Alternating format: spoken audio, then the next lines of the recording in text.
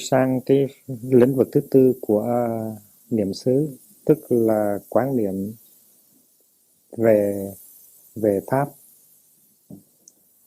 Chúng ta nhớ rằng trong kinh quán niệm hơi thở, Bụt dạy chúng ta quán niệm về thân,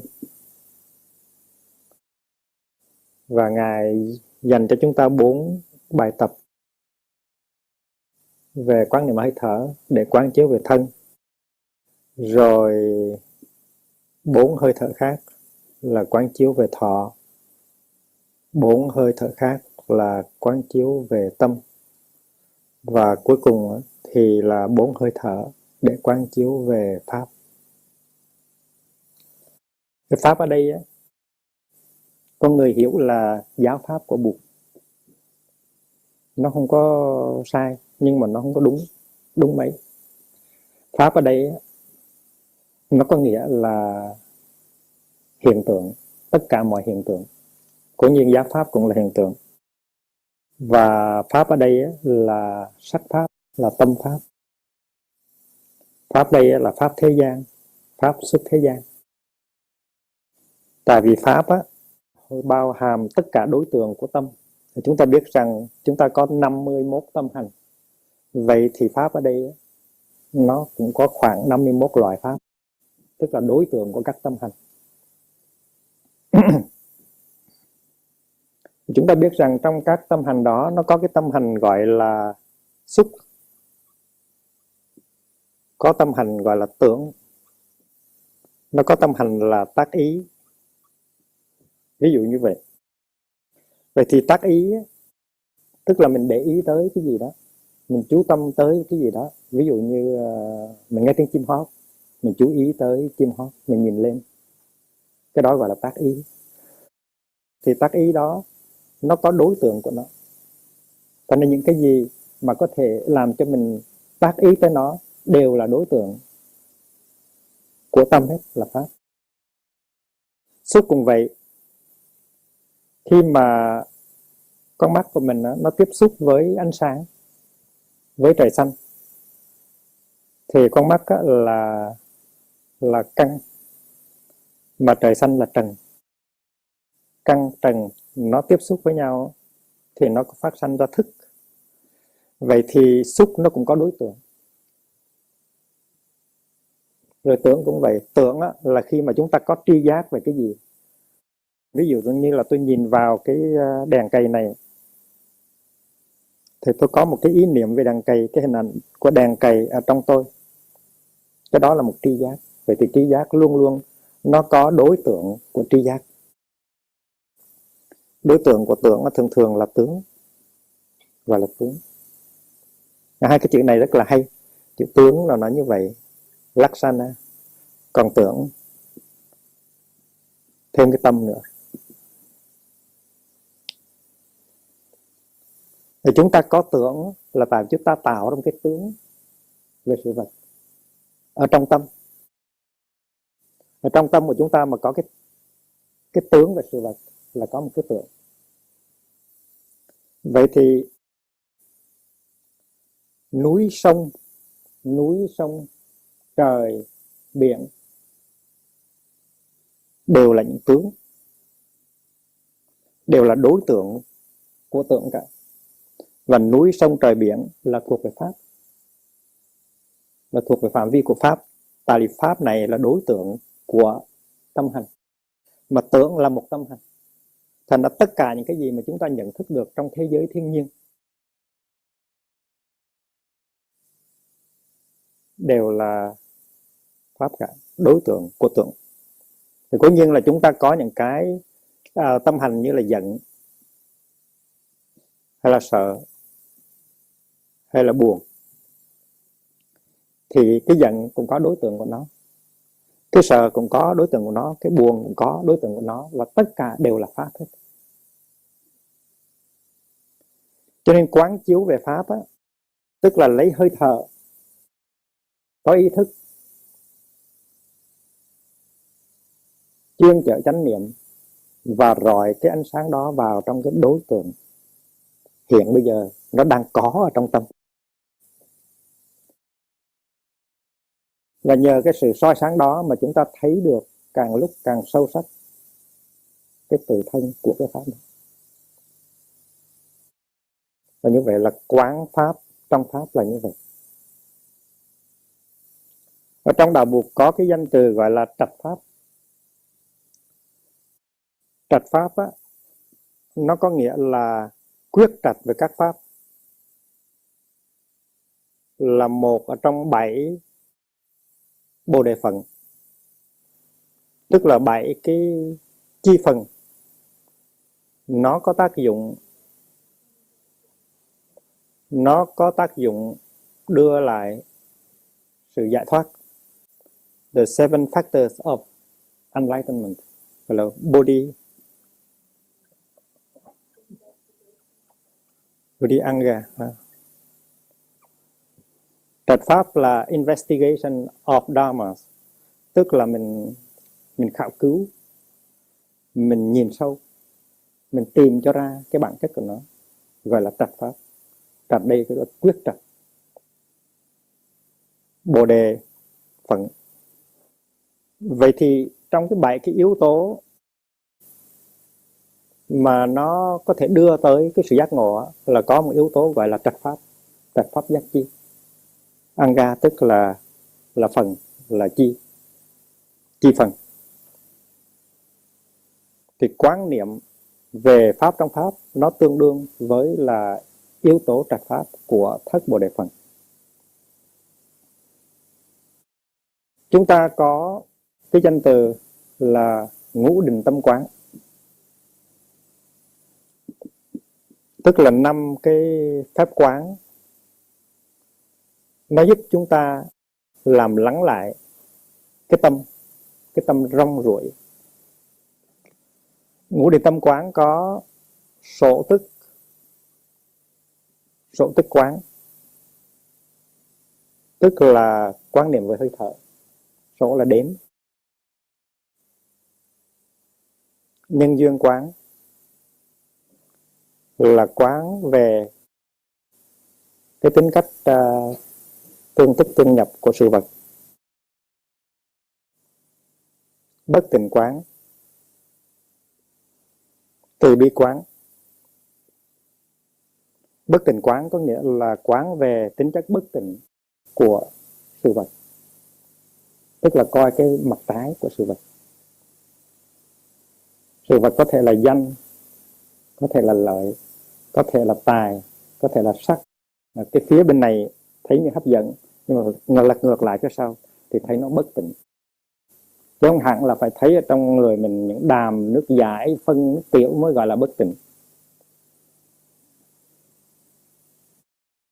Và chót là giới phân biệt quán. Giới đây tức là cái lĩnh vực của các hiện tượng, của các pháp. Phân biệt tức là phải tìm hiểu, phải quan sát, phải quyết trạch, phải investigate, là phân biệt. Vậy thì quán pháp trong pháp ở đây nó tương đương với giới phân biệt quán của ngũ định tâm quán và trạch pháp giác chi của 7 giác chi. Có chỗ họ thay vì từ bi quán họ để là niệm Phật quán, nhất là trong các truyền thống tịnh độ, tu tịnh độ thì cũng được, là tại vì niệm Phật thế nào cũng có cái chất liệu từ và bi ở trong. Nếu không có chất liệu từ bi thì làm sao gọi là niệm Phật được. Trong bộ Trung A Hàm nó có một kinh gọi là kinh Đa Giới. Kinh này cũng có ở trong Majjhima Nikaya, Bahudatuka Sutta. Bahu là đa này, Datuka là giới. Trong kinh này Bụt dạy rằng tất cả những cái sợ hãi của chúng ta, tất cả những cái lo âu của chúng ta, tất cả những cái hoạn nạn của chúng ta đều phát xuất từ sự ngu dốt của chúng ta. Ngu dốt tức là vô minh, nó không thấy được cái chân tướng của sự vật. Nếu chúng ta khiếp đảm, nếu chúng ta sợ hãi, nếu chúng ta lo sợ, nếu chúng ta thấy đời ta đầy hoang nạn, nếu chúng ta cảm thấy không có an ninh, là cái nguồn gốc của tất cả những cái tâm hành đó, nó phát xuất từ cái sự không có thấy rõ được chân tướng của vạn vật. Nếu mà chúng ta quyết trạch được, nếu mà chúng ta quán chiếu được giới, thì chúng ta có thể chuyển hóa cái vô minh đó, và chúng ta không còn sợ hãi, chúng ta không còn có cảm giác bấp bênh, chúng ta không còn buồn khổ, sợ sệt nữa. Thì có một hôm thầy A Nan ngồi thiền, và thầy phát kiến ra cái điều đó. Thầy phát kiến ra rằng tất cả những cái sợ hãi, những cái lo âu của mình, những cái hoang nạn của mình đều phát sinh từ cái sự không thấu hiểu của mình đối với trong lĩnh vực của các pháp, tâm pháp và sắc pháp. Và thầy A Nan xuất thiền và đi lên thăm Bụt và nói cho Bụt nghe điều đó. Bụt nói, thầy nói rất là đúng. Muốn thoát khỏi, muốn vượt ra khỏi những cái lo sợ, những cái sầu bi, thì chúng ta phải quán chiếu về giới. Và Bụt dạy thầy A Nan thế nào là giới. Trước hết, giới là cái lĩnh vực mà có thể nói là có 18 lĩnh vực của hiện hữu.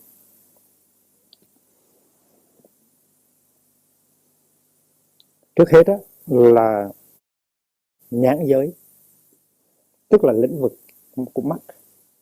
Con mắt là một giới. Mình phải hiểu thế nào là mắt.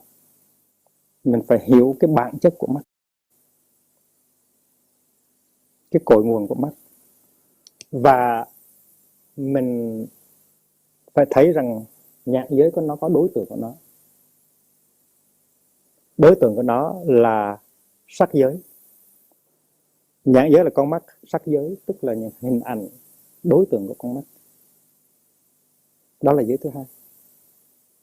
Và giới thứ ba là nhãn thức giới.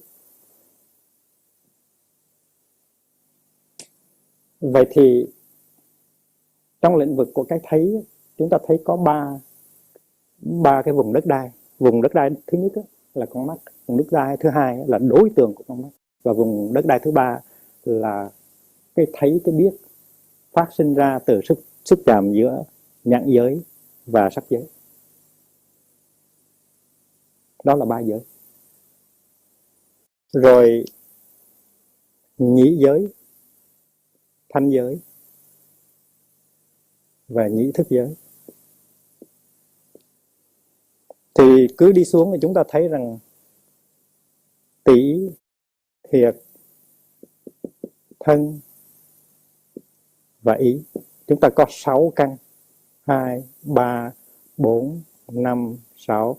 Chúng ta có 6 căn trần, tức là sắc, thanh, hương, vị, xúc, pháp. Pháp là anh chàng này. Nhưng mà pháp cũng là những anh chàng này nữa. Và bên này chúng ta có nhãn thức, nhị thức, tỷ thức, thiệt thức, thân thức, ý thức. Có 6 căn, 6 trần, 6 thức. 6 căn là 6 giới, 6 trần cũng là 6 giới khác nữa, và 6 thức cũng là 6 giới khác nữa, cộng lại là 18 giới, gọi là thập bát giới.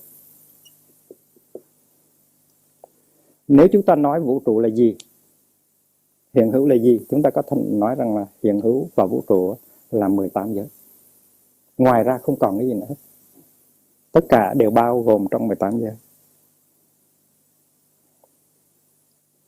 Buộc dạy nếu chúng ta quán chiếu về 18 giới và thấy được bản chất của 18 giới đó thì chúng ta sẽ vượt thoát vô minh và tất cả những cái sợ hãi, những cái hoang nạn, những cái lo buồn ở trong tâm của chúng ta nó sẽ tan biến.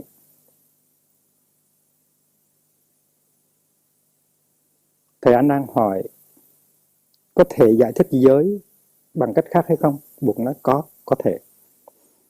Buộc nói rằng là chúng ta có thể quán chiếu về 6 giới. Chúng ta có thể quán chiếu về 6 giới. Trước hết là địa giới, rồi đến thủy giới, hỏa, phong. 4 cái đó gọi là 4 đại, Mahabhuta, 4 đại. 4 cái chất liệu nó cấu thành cái mà chúng ta gọi là sắc pháp: đất, nước, hơi nóng và không khí.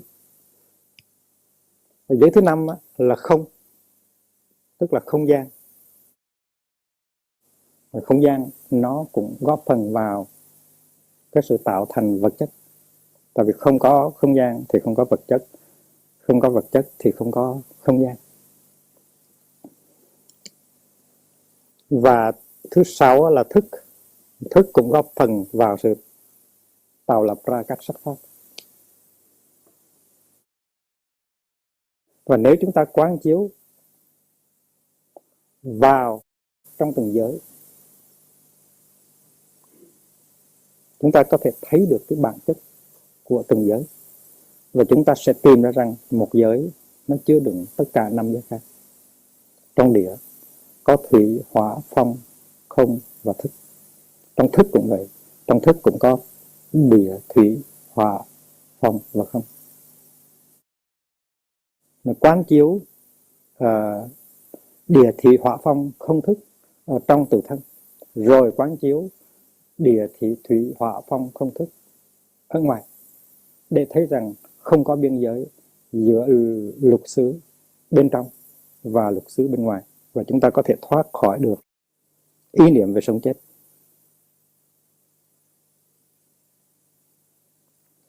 Thầy An Năng hỏi có thể quán chiếu giới qua con số 18, có thể quán chiếu giới qua con số 6.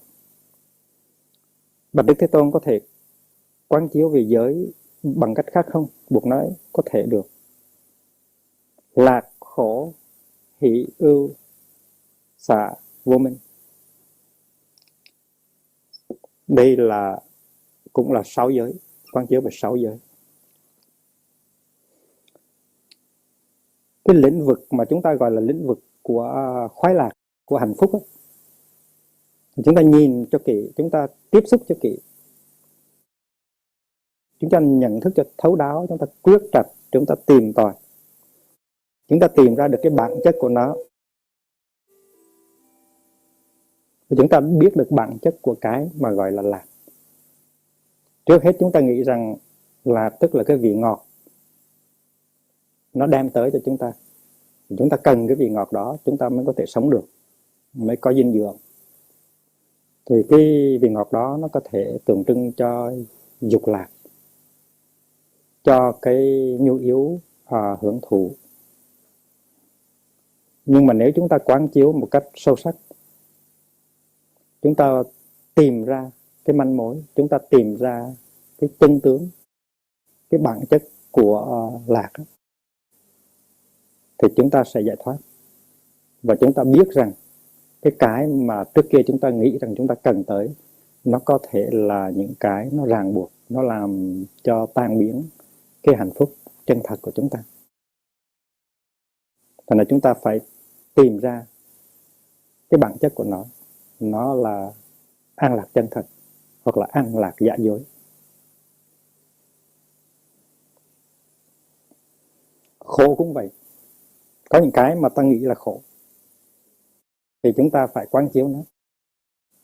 Chúng ta phải tiếp xúc một cách sâu sắc với nó. Chúng ta đừng có sợ hãi, chạy trốn. Và khi mà chúng ta ôm được nó, chúng ta nhìn sâu vào trong cái trái tim của nó, đôi khi chúng ta tìm ra rằng đây là cái mà chúng ta cần, cái mà chúng ta có thể đem lại cái hạnh phúc, cái năng lượng cho chúng ta. Thành ra chúng ta không có áp dụng cái phương pháp chạy trốn hay là đi tìm cầu, mà chúng ta áp dụng cái phương pháp đi sâu vào để thấy được cái bản chất của nó. Cái đó gọi là giới phân biệt quán, cái đó gọi là trạch pháp. Ưu là sự lo lắng. Lo lắng là cái tên của cái chứng bệnh của thời đại chúng ta. Lê thì lo, không có khả năng an trú trong hiện tại. Hỷ tức là niềm vui. Niềm vui, chúng ta phải nhìn sâu vào trong cái niềm vui đó để coi thử nó là niềm vui chân chính, nó có cách nuôi dưỡng và chuyển hóa, hay chẳng qua là một cái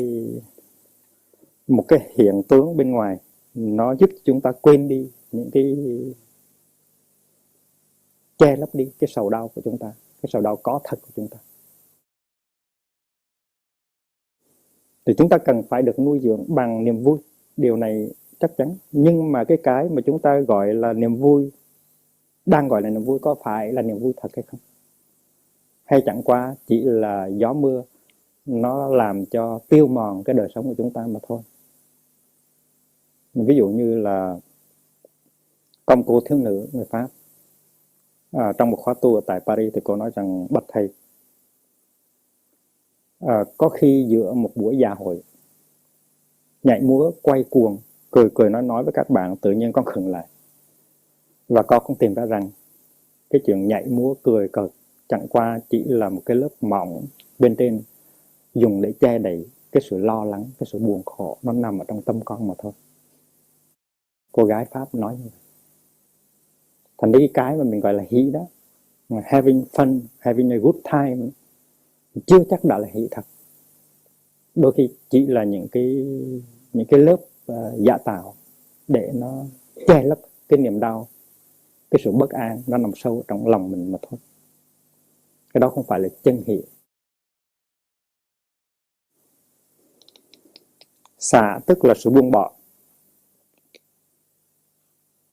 Đôi khi mình nói rằng là buông bỏ tức là đâu còn gì nữa, nhưng mà kỳ thực nếu mà mình đi sâu vào tiếp xúc với xả, mình thấy rằng xả là điều kiện tất yếu của hạnh phúc.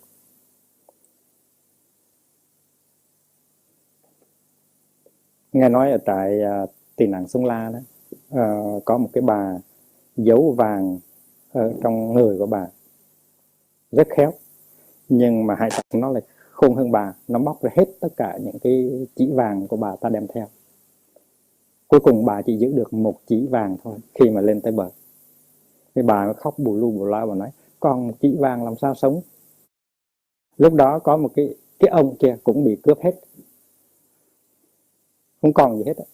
Mà ông cười, ông vui, ông nhìn lại thân thể ông thấy chỉ có cái quần xà lọn. Ông cười, ông nói: bây giờ chỉ còn quần xà lọn làm sao sống. Ông nói và ông rất vui. Trong cái bà kia có một chỉ vàng nhưng mà bà rất là đau khổ. Thành cái khả năng hạnh phúc đó, nó nằm ở chỗ là mình không có bị vướng vào những cái mà mình nghĩ rằng đó là những cái điều kiện thiết yếu của hạnh phúc mình. Điều kiện thiết yếu của mình, điều kiện thiết yếu của hạnh phúc mình là tự do. Mà xả là để được tự do. Trong tâm mình mà còn ôm ấp một cái gì đó, một cái sự tham đắm vướng mắc, một sự giận hờn, một sự lo lắng, mà mình không có học được cách xả, thì mình không có tự do. Mà không có tự do thì không có hạnh phúc.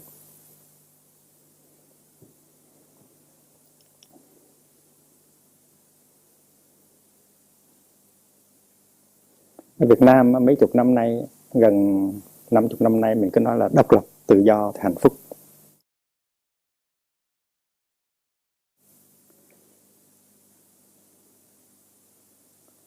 Đem áp dụng vào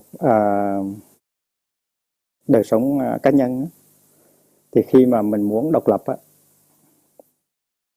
và mình muốn tự do thì nó rất khó có hạnh phúc. Tại vì trong một cái cộng đồng, trong một cái gia đình, thì người này phải nương tựa vào người kia. Nó phải có cái tính cách liên lập, người này phải nhờ tới người khác. Còn nếu mà mình sống như một hải đảo, một mình là mình thôi, mình không cần ai hết á, thì cái độc lập đó nó không có thể nào tạo ra hạnh phúc. Vậy cái mình gọi là tự do không có phải là tự do. Khi nào mình có tình thương, khi nào mình có tình huynh đệ, thì nó sẽ không có cái tính cách độc lập và tự do đó. Nó có tính cách liên đới. Và chính cái tính cách liên đới đó nó đưa tới cái hạnh phúc. Cho nên luôn luôn mình nghĩ rằng là một cái cộng đồng tu học đó, nó phải được tổ chức như là một gia đình. Và khi mà tất cả anh em chị em hợp nhau lại với cái tinh thần liên đới, với cái ý thức rằng hạnh phúc là một cái vấn đề chung của tất cả mọi người, mà cùng giải quyết những vấn đề đó với nhau như là một cộng đồng, như là một gia đình đó, thì lúc đó hạnh phúc mới có được.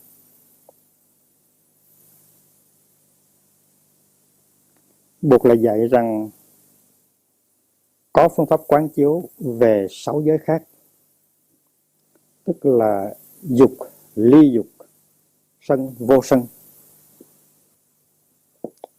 Dục, ly dục, sân, vô sân. Hại, bất hại. 6 cái lĩnh vực này cũng gọi là 6 giới. Ở đây chúng ta quán chiếu cái gọi là thèm khát. Cái đối tượng thèm khát của chúng ta, cái đối tượng trông cầu, mong muốn của chúng ta, để chúng ta thấy được cái bản chất của cái đó. Rồi chúng ta đi sang quán chiếu cái lĩnh vực của ly dục. Ly dục tức là đạt tới cái tự do lớn hơn. Tại khi mình vướng vào những cái gọi là 5 dục đó, thì mình trở nên nô lệ cho 5 cái dục đó. Tài, sắc, danh, thực, thủy. Và khi mình sống đời sống lành mạnh, không có vướng vào 5 cái loại dục lạc đó, thì mình có tự do, mình có hạnh phúc.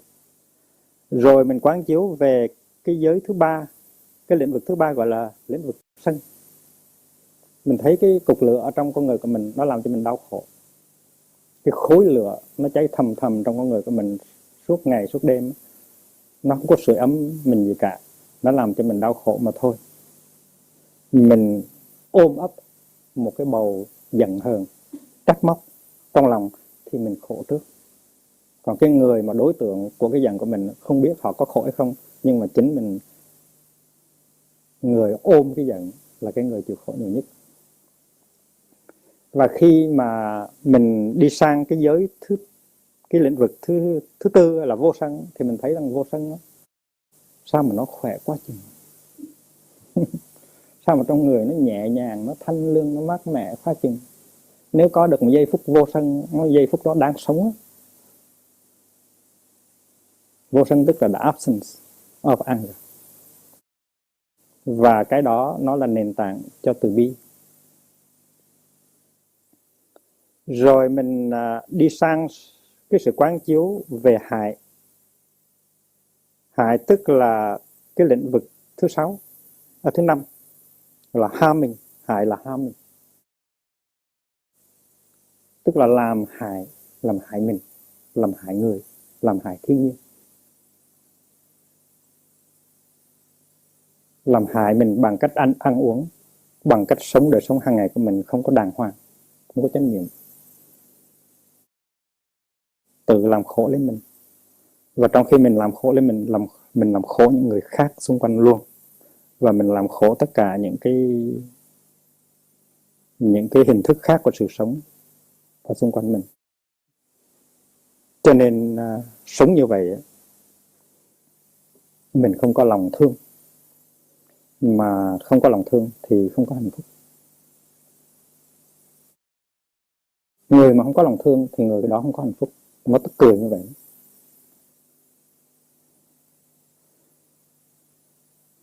Cái chuyện ăn chay á, cái chuyện ăn chay là một cái sự thực tập bất hại, bất bạo động.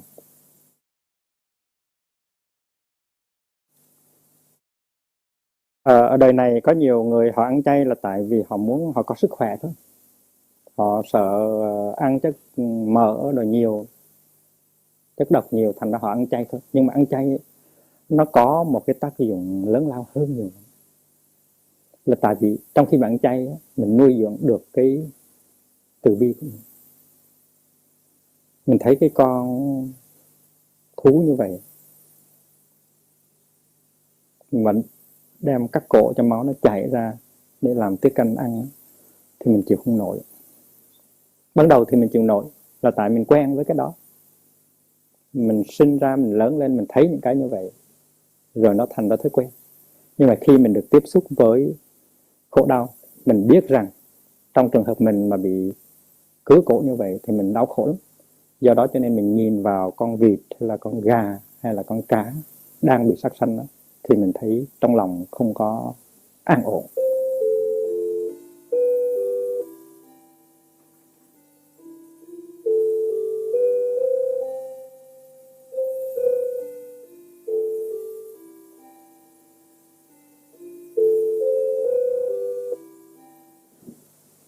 Thì khi mà mình thấy một cái loại sinh vật nhỏ bé và bị cướp đoạt sự sống mà mình dửng dưng, mình không có thấy đau lòng, mình không có thấy thương, thì đó là một cái bất lợi cho mình.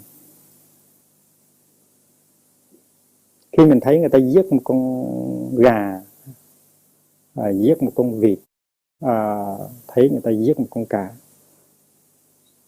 khi mà mình thấy ở trong lò sắp sanh nó đẩy từng đàn bò, con này đi vào xong con kia, hàng trăm hàng ngàn con gà đang đẩy vào một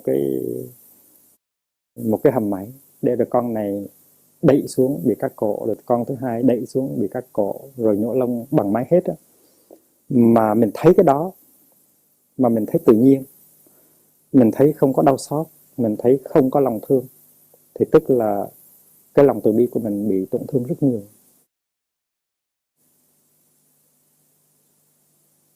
Mà có nhiều người họ thấy một lần như vậy rồi thì họ phát nguyện họ ăn chay luôn.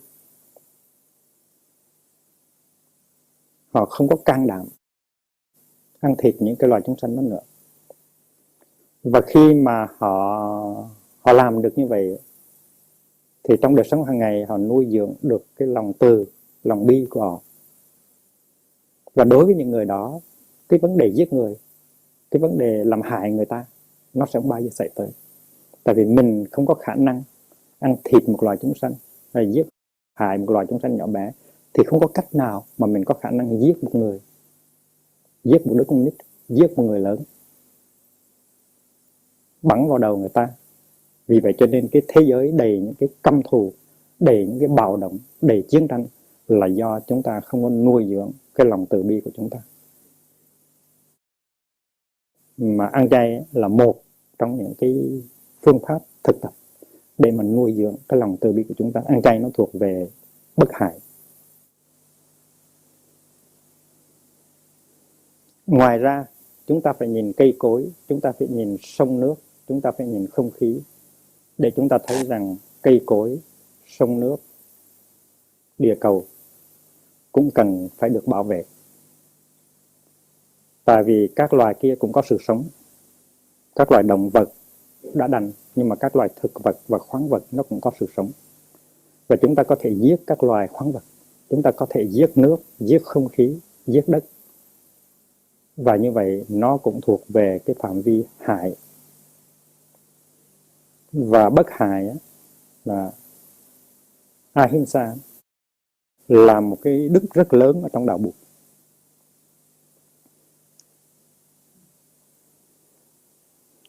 Và khi mà chúng ta không có đức bất hại, không có cái tâm bất hại, chúng ta không có động lòng trước những cái sự giết chóc và tàn hại sự sống, thì chúng ta không có hạnh phúc. Tại vì không có tình thương thì không có hạnh phúc. Vì vậy cho nên khi mà đi sang cái lĩnh vực bất hại, mà sống một cuộc sống an lạc, hòa bình với tất cả các loài chúng sanh đó, thì tự nhiên mỗi bước chân, mỗi hơi thở, mỗi giây phút của sự sống, chúng ta tạo tác ra được cái niềm vui, cái sự hòa điệu. Và như vậy thì chúng ta mới có hạnh phúc thật sự.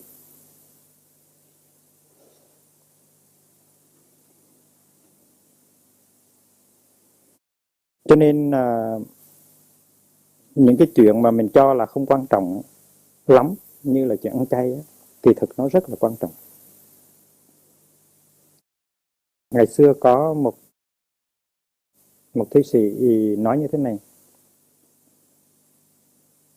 thiên bách niên lai, uyển lý căn, oán thâm như hải, hận nan bình, dục tri thế thượng, đao bên kiếp, thí thính đồ môn giả bán thân. Nó có nghĩa là hàng trăm, hàng ngàn năm qua, mình chỉ cần nhìn vào trong cái bát canh hàng ngày của mình và cái miếng thịt ở trong cái bát canh đó, và mình sẽ thấy rằng cái niềm oán hận của các loài bị tàn sát nó sâu như là đại dương, nó lớn như là trái núi, oán thâm như hải, hận nan bình, thiên bách niên lai, uyển lý căn. Căn là bát canh. Oán thâm như hải, hận nan bình, oán sâu như biển. Cái hận nó như núi, không có thể nào san bằng được. Dục tri thế thượng, đao bên kiếp. Nếu muốn biết được cái bản chất của chiến tranh ở trên thế giới, thế thượng là trên thế giới, đao bên kiếp là chiến tranh. Nếu muốn biết được bản chất và nguồn cơn của chiến tranh trên thế giới thì chỉ cần nửa đêm thức dậy, lắng nghe tiếng gào thét của những cái con vật đang bị sát sanh. Thí thính đồ môn giả bán thân. Giả bán thân là nửa đêm. Đồ môn tức là cái nhà của ông đồ tể, tức là lò sát sanh, abattoir. Chỉ cần thức dậy lúc nửa đêm, nghe tiếng kêu gào của các loài thú đó thì mình biết được cái bản chất của chiến tranh. Cho nên cái chuyện ăn của mình nó có dính líu tới chiến tranh. Và nếu mà mình ăn cho đàng hoàng thì chiến tranh nó sẽ giảm thiểu. Chúng ta có rất nhiều nhà chính trị, rất nhiều nhà kinh tế, rất nhiều nhà khoa học nghiên cứu để làm cho chiến tranh nó càng ngày càng giảm thiểu. Nhưng mà chúng ta biết rằng cái chiến tranh mà giảm thiểu được là khi mà cái tâm từ bi của chúng ta nó không có bị thương tổn. Vì vậy cho nên tu để cái tâm từ bi bất hại nó phát triển trong lòng của trẻ em, trong lòng của người lớn. Đó là cái phương pháp hay nhất để đưa lại hòa bình.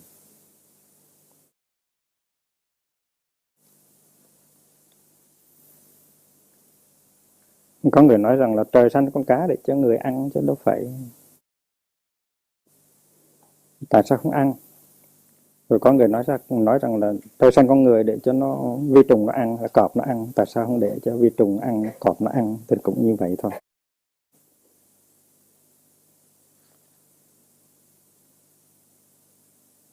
Buộc nói rằng có thể quán chiếu về 3 giới,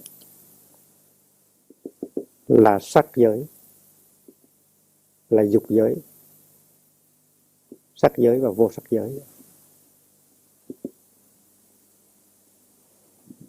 Tức là 3 cái lĩnh vực của hiện hữu: lĩnh vực của dục, lĩnh vực của sắc và lĩnh vực của vô sắc.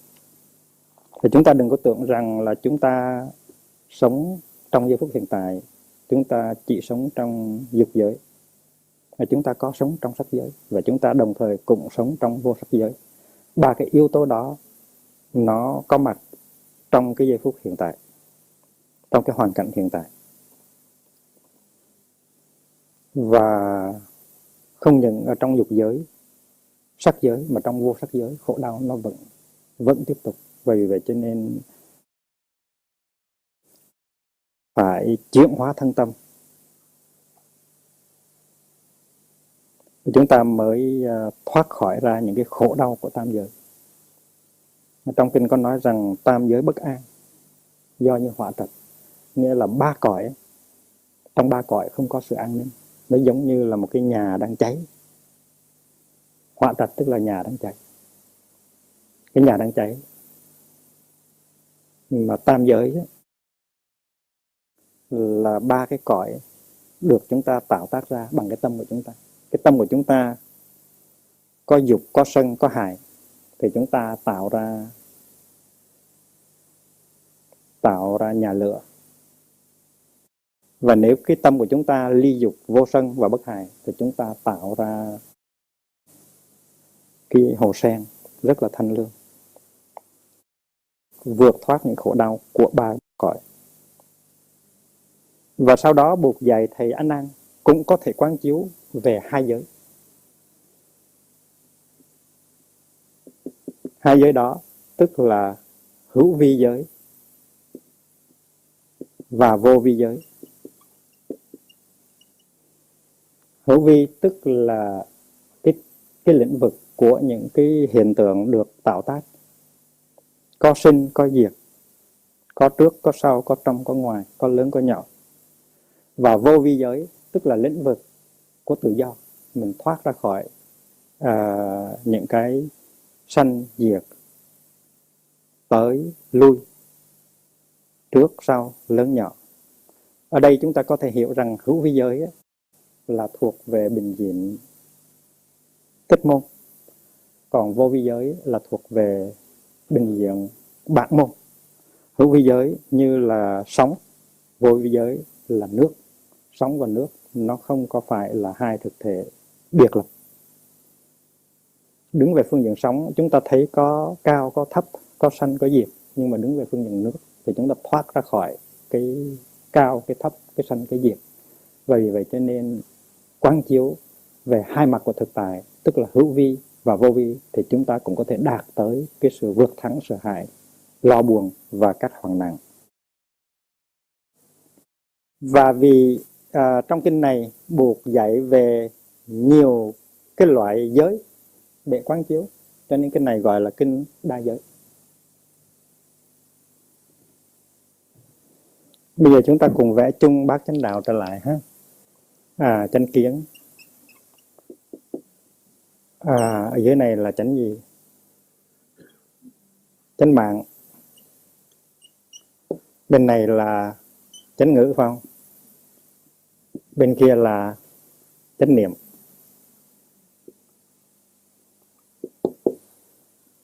Còn đây là tư duy. Đây là định. Đây là tinh tấn. Và đây là nghiệp. Tinh tấn nó có nghĩa là cái sự siêng năng, là sự có mặt của năng lượng ở trong con người của chúng ta. Năng lượng để làm gì? Năng lượng để đưa chúng ta đi tới chánh kiến, chánh tư duy, chánh ngữ, chánh nghiệp, chánh mạng, chánh niệm, chánh định và chánh kiến. Còn nếu mà nó có một cái năng lượng mà nó đẩy chúng ta đi về cái nẻo khác á, thì cái đó gọi là tà tinh tấn. Có những người rất là siêng năng, nhưng mà cái siêng năng của họ không phải là chánh tinh tấn, tại vì họ được động viên bằng những cái ước muốn không chân chính. Họ bị động viên về tài, về sắc, về danh, về món ăn ngon. Và nếu trong trường hợp mà họ tinh tiến về 4 chuyện đó, cái 5 chuyện đó thì không phải là chánh tinh tấn. Anh đó kiếm giác một chút danh, thành ra thức hôm thức khuya làm cái này làm cái khác. Anh đó ham tiền, ham lợi, cho nên làm việc không có hở tay. Thì những cái tinh tấn đó, những cái sự siêng năng đó không phải là chánh tinh tấn. Và chúng ta càng tinh tấn từng nào thì chúng ta càng đi sâu vào trong cái sự vướng mắc. Vậy thì chúng ta nói rằng khi mà cái động lực nó bất thiện, khi động lực của hành động nó bất thiện như là danh lợi tài sắc á, thì cái đó gọi là tà tinh tấn. Có những trường hợp mà người ta không có bị danh lợi tài sắc nó thúc đẩy, nhưng mà người ta nhiều đau khổ quá, mà khi mà người ta ngồi yên thì người ta chịu không nổi. Và vì vậy cho nên họ đi tìm công việc để lãng quên cái khổ đau của họ. Cũng như là người ta đi nhảy nhót, khiêu vũ, hoặc là đi coi hát, hoặc là coi phim chưởng. Những cái đó là để mà lấp đi, để mà che giấu đi cái niềm bất an ở trong lòng của mình. Mình không có khả năng đối diện với cái bất an, với cái đau khổ của mình. Mình đi tìm lãng quên trong công việc thì mình có thể được người ta nói rằng anh này siêng năng quá hả? Nhưng mà cái đó không phải là chánh tinh tấn, cái đó là tà tinh tấn. Sử dụng công việc để quên lãng đi, để mong quên lãng đi cái niềm đau của chính mình. Có những người họ có một bằng tiến sĩ rồi, nhưng mà họ vẫn muốn học để có bằng tiến sĩ thứ hai, thứ ba, thứ tư. Vùi đầu vào sách mà học, là tại vì họ không có hạnh phúc ở trong gia đình của họ. Họ không muốn về nhà. Thành ra có những người khác nhìn vào thì thấy hình như là anh này siêng quá, tinh tấn quá, nhưng kỳ thực cái đó không phải là chánh tinh tấn. Có một trường hợp thứ ba nữa, tuy là mình cần mẫn, mình thực tập rất hay, nhưng mà mình không biết rằng mình đang đi sai đường. Đôi khi mình tập thiền, nhưng mà mình tập cái thứ thiền càng ngày càng làm cho mình xa lìa cái thực tại, xa lìa với những người sống xung quanh mình. Thì cái sự thực tập đó nó không phải là chánh tinh tấn. Trong trường hợp đó là tại vì mình thiếu minh sư, mình thiếu thầy chỉ đường cho mình thiếu trạch pháp, tức là mình không có quán chiếu vào lòng của các pháp. Mình không có thực tập theo cái quá trình tam vô lậu học, tức là giới, tức là định và tuệ. Cho nên dầu mình có hành trì cách mấy đi nữa thì cái hành trì đó cũng có đưa mình đi tới chánh kiến, chánh tư duy, chánh ngữ, chánh nghiệp, chánh mạng, chánh niệm, chánh định, mà nó làm cho mình càng lúc càng lìa xa cái thực tại, càng mê mờ thêm. Thì cái sự hành trì đó không phải là chánh tinh tấn. Chánh tinh tấn nó phải được nuôi dưỡng bằng những cái chi phần khác của bát chánh đạo. Nếu mình không có chánh kiến, mình có cái thấy, thì mình không có tinh tấn.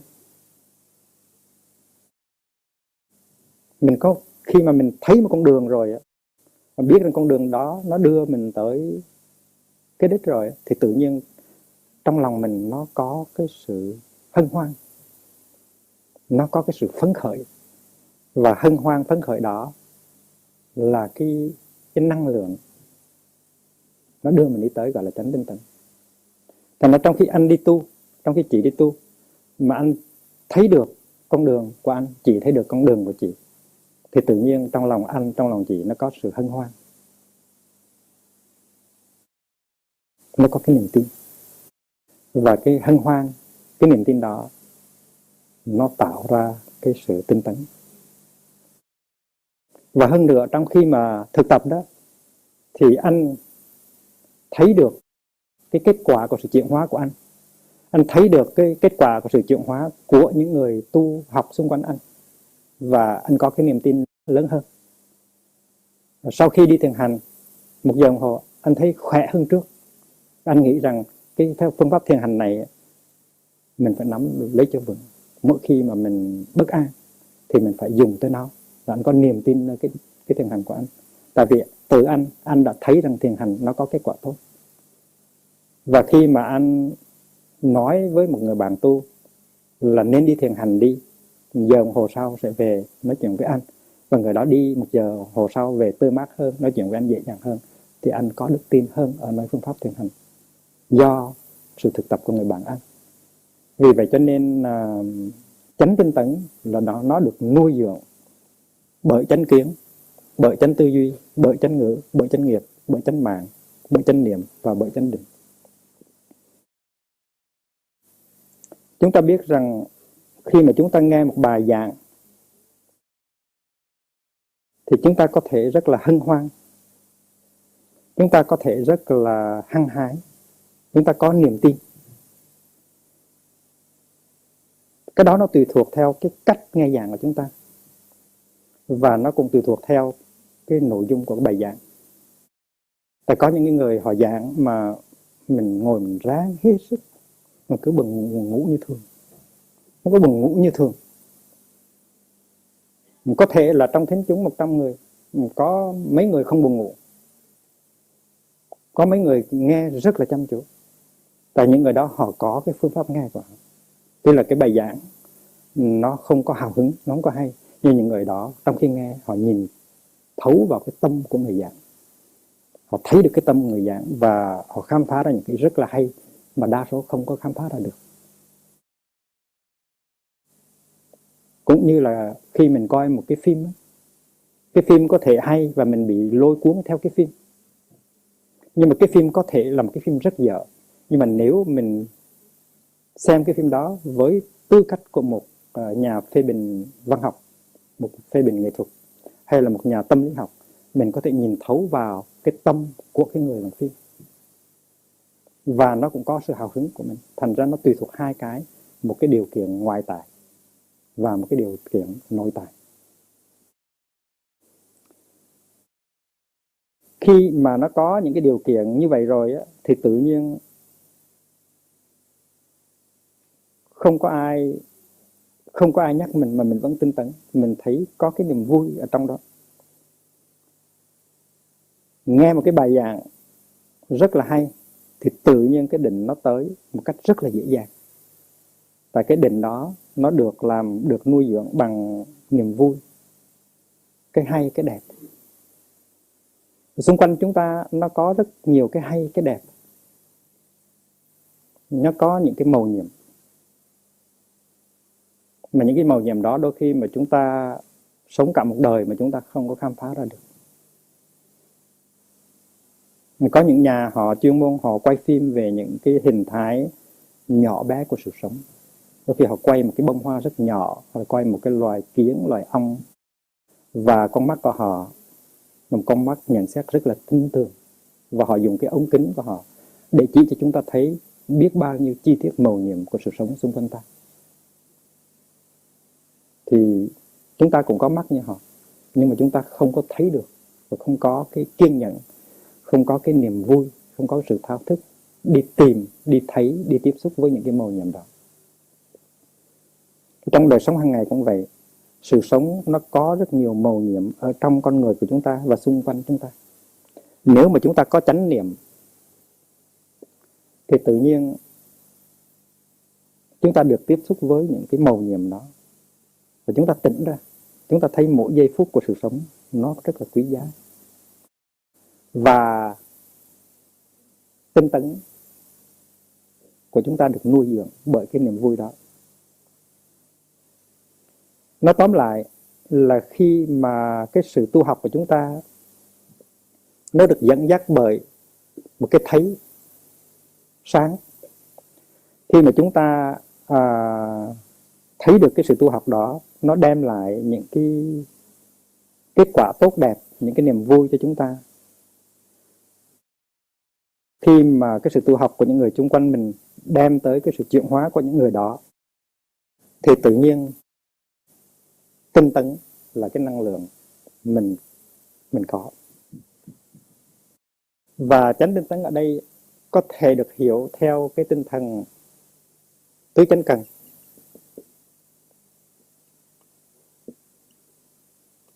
Chữ cần có nghĩa là cần mẫn. Samyak Pradana. Và tứ chánh cần chúng ta nên hiểu theo cái nghĩa tâm lý của nó. Trước hết á, là chúng ta tu tập chánh tinh tấn bằng chánh niệm. Khi mà có một cái niệm bất thiện sinh ra đó, thì chúng ta phải thực tập như thế nào để cho cái niệm bất thiện đó nó đừng có lớn lên, nó đừng có phát sinh. Chữ bất thiện đây phải hiểu là không có lợi lạc cho giải thoát, chứ không hẳn là ác. Bất thiện đây không hẳn là ác mà thôi. Nó có nghĩa là không có lợi lạc cho chánh kiến, chánh tư duy, chánh ngữ, chánh nghiệp, vân vân.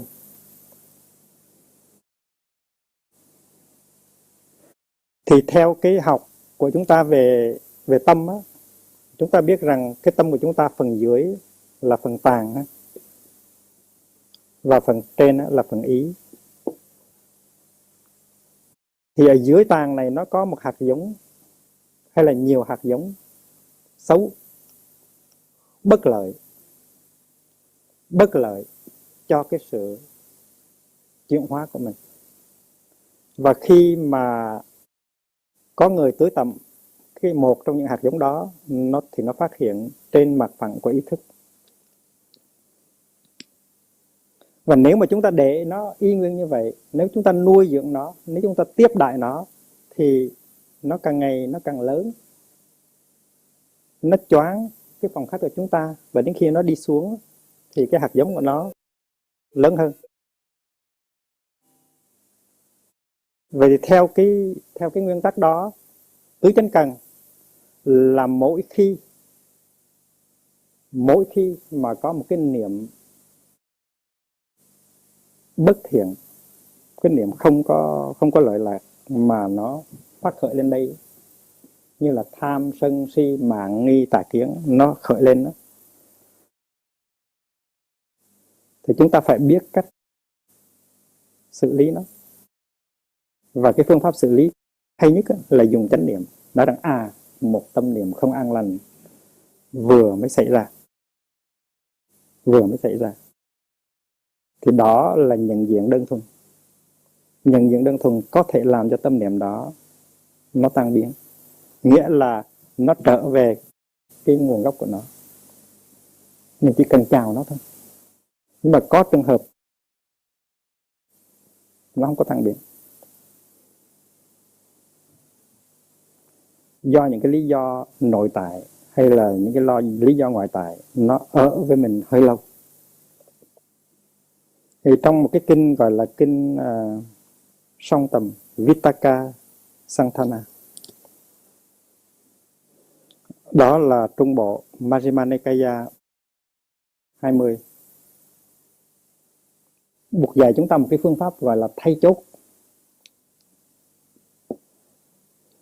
Khi mà người thợ mộc á, họ muốn gắn hai cái đà gỗ với nhau, thì họ đục lỗ và họ cho một cái chốt đi xuyên từ cái đà này sang đà khác.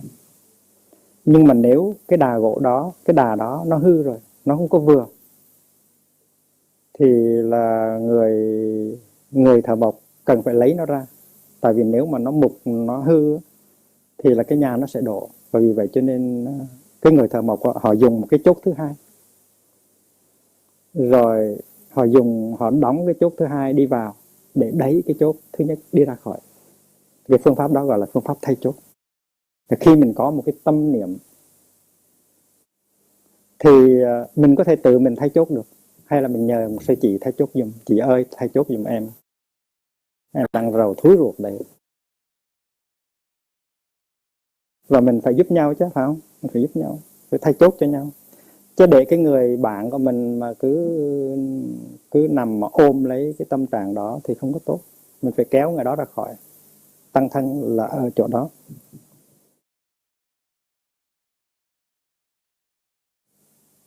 Thứ hai á, Bụt dạy nhiều phương pháp nhưng mà đây mình nói 2 phương pháp thôi. Thứ hai á, là mình phải quán chiếu để thấy được những cái bất lợi, những cái không lợi lạc mà cái sự có mặt của anh chàng này nó sẽ tạo ra trong lĩnh vực ý và trong lĩnh vực tạng.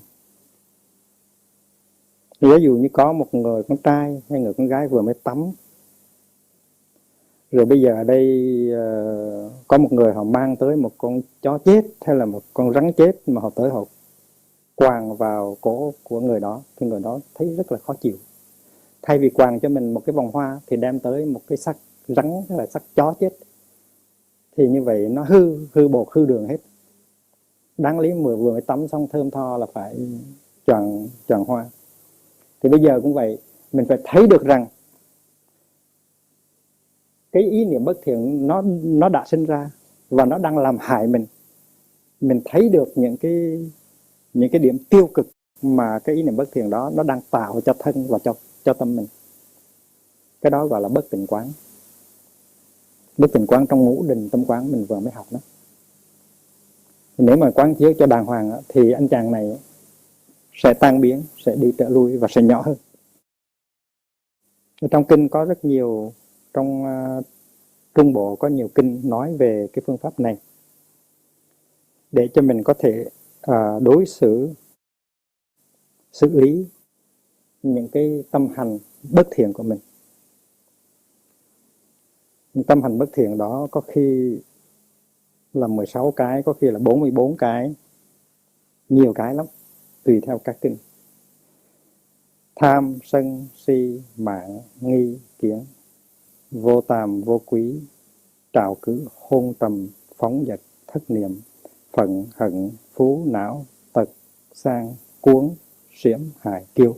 Đó là những cái tâm hành bất lợi mà mỗi khi nó đi lên thì mình phải tìm cách thay chốt hoặc là quán chiếu về cái bất tịnh của chúng nó. Vậy thì khi mà bất thiện sinh thì làm sao, bất thiện chưa sinh thì làm sao để cho nó đừng có sinh. Bất thiện sinh rồi thì làm sao để cho nó chuyển. Bất thiện đã sinh thì làm sao để cho nó biến chuyển. Mà bất thiện chưa sinh thì làm sao để cho nó đừng có sinh. Muốn để cho nó đừng có sinh ra thì mình phải đặt mình vào trong một khung cảnh thuận lợi.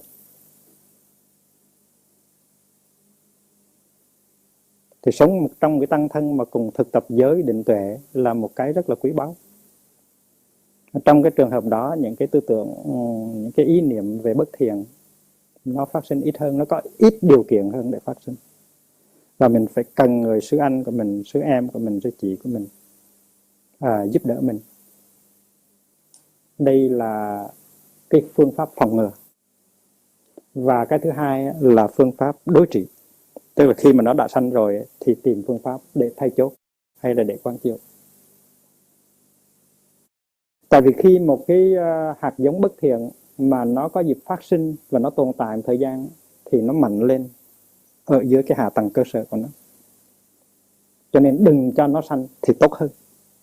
Đó là chánh cần thứ nhất, là điều bất thiện chưa sinh thì ráng làm cho nó đừng có cơ hội để sanh. Chánh cần thứ hai là khi bất thiện đã sinh thì phải quán chiếu, phải thay chốt như thế nào để cho nó chuyển hóa mau càng tốt. It's not good for your health to leave it there. C'est pas bon pour votre santé. Tại mình biết, mình có chánh niệm, mình biết là nó ở thêm giây phút nào trong lòng mình là mình có chất độc nhiều thêm. Cho nên anh chàng tham, sân, si, mạn, nghi của mình gọi là độc. Tam độc, tứ độc, ngũ độc. Và mình không có nên làm cho tự đầu độc mình là như vậy. Trong khi đó thì những cái hạt giống thiện chưa sinh, làm sao để cho nó sinh nhiều. Mưa xuân nhẹ hạt, đất tâm ướt, hạt đậu năm xưa hé miệng cười. Hạt giống của hạnh phúc, hạt giống của thương yêu, hạt giống của tha thứ, hạt giống của tình nghĩa. Lâu nay không có được ai tưới tẩm, bây giờ được tưới tẩm. Và mình làm thế nào để cho ngày nào những hạt giống đó cũng được tưới tẩm và phát hiện lên trên này. Mà phát hiện lên trên này thì mình có sự hân hoan, có sự mừng vui. Đấy, anh muốn ở lại bao lâu cũng được, nhà tôi là để cho anh đó. Thì khi mà nó chưa sinh đó, thì mình làm đủ cách để cho nó sinh. Ở đây mình mới thấy rõ ràng cái sự có mặt của một người anh, người chị, một người em trong đạo tươi mát, có thực tập nó là quan trọng. Tại vì tiếp xúc với người đó, mình có cơ hội để tiếp xúc với những cái hạt giống hạnh phúc và tươi mát của mình. Và khi mà những cái hạt giống thiện mà nó phát sinh ra rồi, tìm cách giữ nó lại và làm cho nó phát triển, gọi là thiện đã sinh.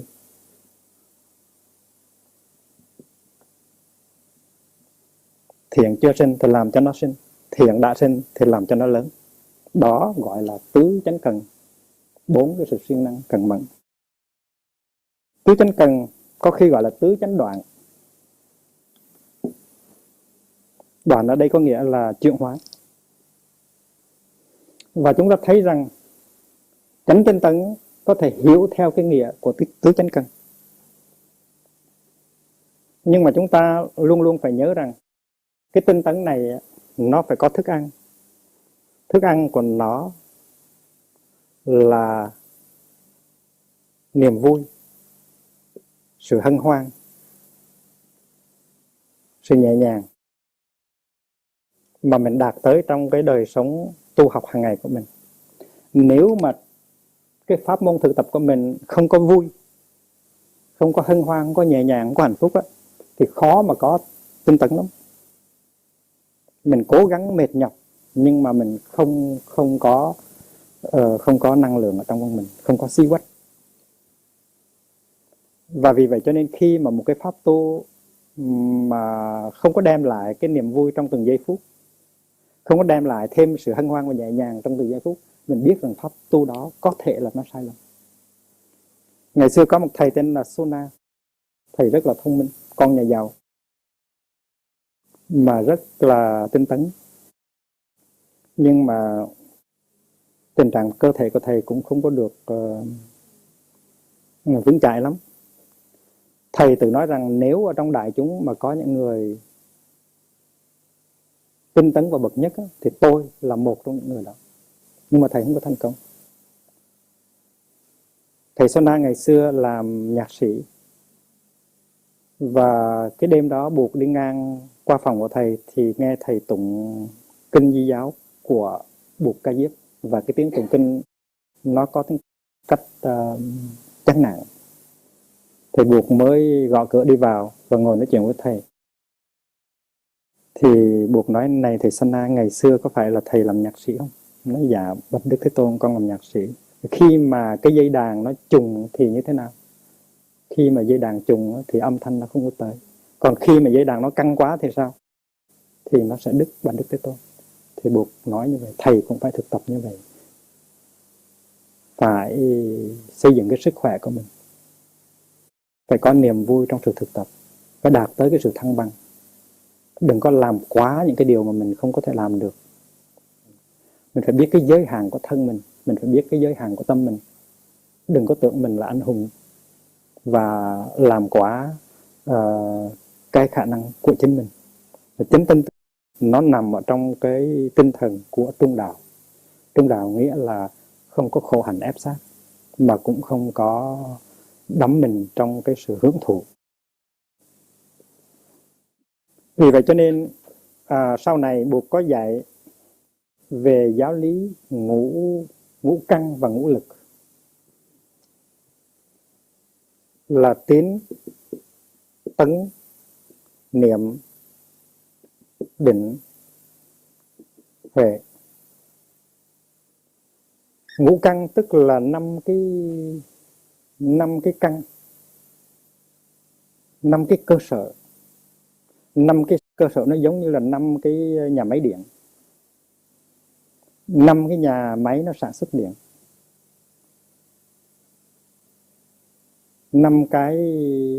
năm cái căn cứ. Và khi mà năm cái nhà máy điện đó mà làm việc đàng hoàng thì sản xuất được rất nhiều điện, và là ngũ lực, 5 căn và 5 lực. Thành ngũ căn cũng là tín tấn niệm định tuệ, mà ngũ lực cũng là tín tấn niệm định tuệ. Một bên đó là căn cứ phát điện, một bên đó là điện được phát xuất. Thì ngũ căn ngũ lực nó cũng là một cái hình thái thâu nhỏ của bát chánh đạo. Nhưng mà trong đó chúng ta thấy có tín là niềm tin. Chúng ta tin vào Bụt, chúng ta tin vào Pháp, chúng ta tin vào Tăng, chúng ta tin vào con đường của chúng ta đi. Cái tin đó nó từ chánh kiến, chánh tư duy mà nó sinh ra. Và nhờ có cái niềm tin đó mà chúng ta có cái năng lượng ở trong con người. Chúng ta có niềm vui, chúng ta có hân hoan, chúng ta có nhẹ nhàng, chúng ta có niềm tin. Bồ Đề Tâm khi mà người đi tu là người đó có một cái nguồn năng lượng gọi là tinh tấn. Cái nguồn năng lượng đó là do một cái đức tin nơi con đường của mình đang đi. Cái đó gọi là Bồ Đề Tâm. Cái ước muốn sâu xa nhất của con người mình muốn đem lại cái an lạc, cái giải thoát, cái hạnh phúc cho mình, để mình có thể giúp người, giúp các loài. Thì đó là niềm tin. Niềm tin đó nó đem tới cái sự tinh tấn. Với sự tinh tấn đó mình thực tập chánh niệm, chánh định, và đi tới cái trí tuệ nó tương đương với chánh kiến.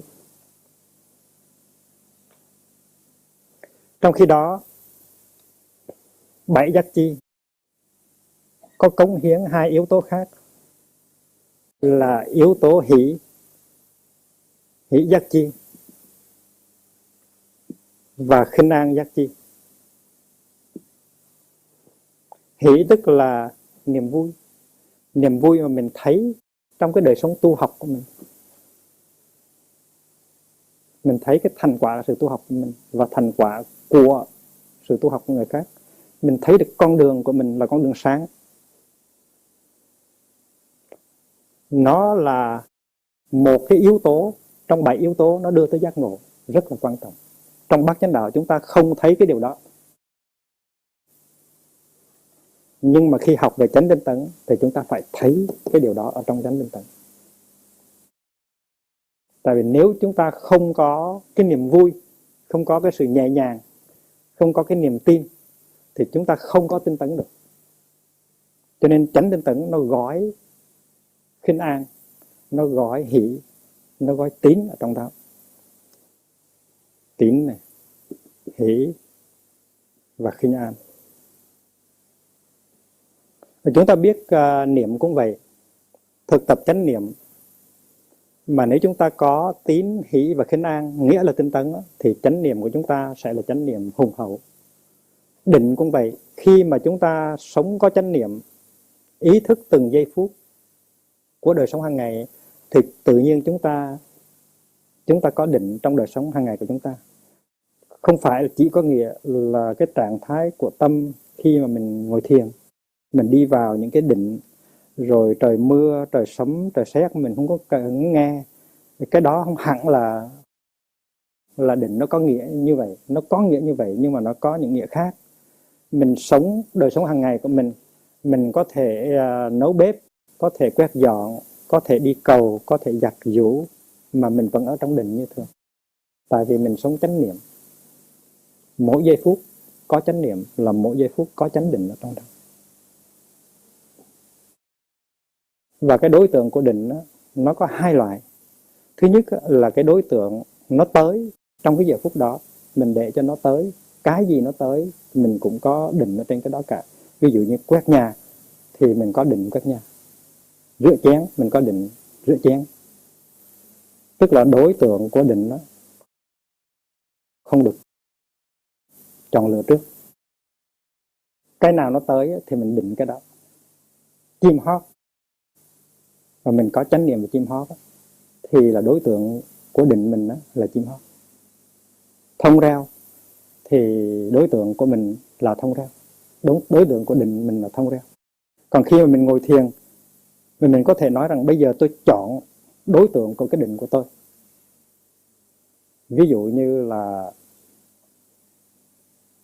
sự xót thương đối với những cái loài đang bị giết chóc, thì mình có thể trong 20 phút hay là 40 phút đồng hồ chỉ chuyên chú vào cái đối tượng đó mà thôi, mà mình không có cho những cái đối tượng khác đi vào. Và nó là nhất điểm hành, tức là mình đi vào một cái đối tượng mà thôi. Thì đó là định có hướng dẫn. Còn định kia là xúc sự thì mình chú tâm, mình có định. Và tuần sau mình sẽ học về chánh định. Mình sẽ phân biệt thế nào gọi là chánh định, thế nào gọi là tà định.